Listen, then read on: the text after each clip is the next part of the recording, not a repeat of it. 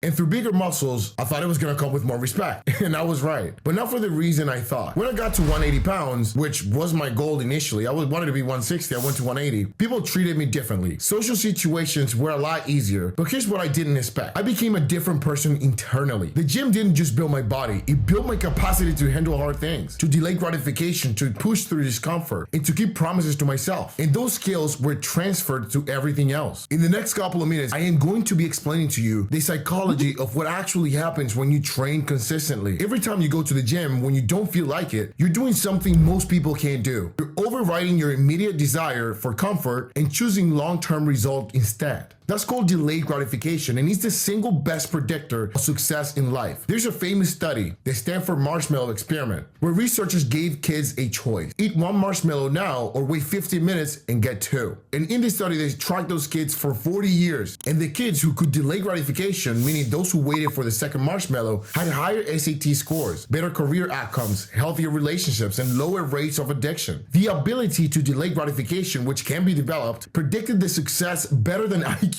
better than family health, and better than any other factor we have. And here's the thing, the gym is delayed gratification training. You lift weights today, you don't see results today. You see them in 12 weeks, maybe 6 months, maybe a year. You eat chicken or rice instead of pizza. Not because chicken tastes better, but because you're choosing your future results over immediate pleasure. You go to bed early instead of watching Netflix. Not because sleeping is fun, but because you know recovery matters more than entertainment. Pretty much every single decision in fitness is practiced in delayed gratification. And your brain doesn't compartmentalize, meaning the discipline you build in the gym bleeds into every other area of your life, thankfully. When I started training consistently, I noticed something strange. I started showing up to other commitments on time. I started finishing projects that I used to abandon, started saving money instead of spending it immediately, started getting into classes early and actually paying attention. I wasn't trying to change those things, they just happened automatically. Why? Because I had to rewire my brain to prioritize long-term gains over short-term comfort. A study published by the Journal of Applied Psychology found that people who exercise regularly have significantly higher levels of self-discipline in unrelated areas of their life. They're more likely to stick to budgets, more likely to complete work projects on time, more likely to maintain relationships. The gym doesn't just build muscle, it builds the psychological infrastructure for success in everything else. Let me show you the second thing that happened. You learn to embrace discomfort. Most people spend their entire lives avoiding discomfort. They stay in jobs they hate because changing is just uncomfortable. They stay in bad relationships because being alone is uncomfortable. They never start the business because failure is uncomfortable. Their entire decision framework is built around avoiding pain. It's like you're living in a vacation in a DR for a year. You don't want to go back to reality. It happens to me all the time. The gym teaches you the opposite. It teaches you that discomfort is where growth happens. When you're doing a heavy set of squats and your legs are burning through every single workout, but you do one more rep anyway, you're training your brain to push through discomfort. That's not just physical training, that's psychological training. There's research in neuroscience showing that when you voluntarily expose yourself to stress to overcome it, you build what's called stress inoculation. Your brain learns, I can handle these things. Discomfort doesn't break me. I'm stronger than I think. That transferred everywhere because that's an identity change. When I started my business, I had to do things that terrified me. I had to leave a career in medicine, literally in medical school, to pursue this, and posting content online just seems silly. Also, investing money that I didn't have. Every single one of those things were extremely uncomfortable. They're still uncomfortable to this day, but I did them anyway because I had spent 2 years doing uncomfortable things in the gym every single week. My brain has learned that discomfort is temporary and growth is permanent. I'm not special. I'm not courageous that you are. I just had more practice doing those hard things. Here's the third psychological shift. Progressive overload teaches you that small actions compound. In the gym, you don't go and bench 45 pounds to benching 225 overnight. You add 2.5 pounds, tiny amount of weight progressively.